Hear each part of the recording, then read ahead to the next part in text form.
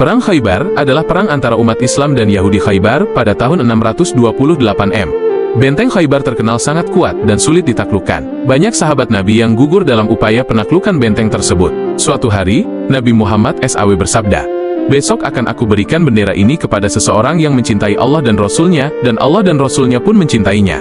Dia tidak akan kembali sebelum Allah memberikan kemenangan melalui tangannya." Mendengar sabda Nabi Muhammad SAW, semua sahabat berharap mendapatkan kehormatan tersebut. Keesokan harinya, Nabi Muhammad SAW memanggil Sayyidina Ali yang saat itu sedang sakit mata. Dengan izin Allah SWT, mata Sayyidina Ali sembuh seketika setelah diusap oleh air liur Nabi Muhammad SAW. Sayyidina Ali kemudian memimpin pasukan muslim dan berhasil menaklukkan benteng Khaybar. Dalam perang tersebut, Sayyidina Ali menunjukkan keberanian dan kehebatan yang luar biasa. Ia berhasil membunuh Marhab bin Abu Zainab, seorang pendekar Yahudi Khaybar yang terkenal sangat kuat.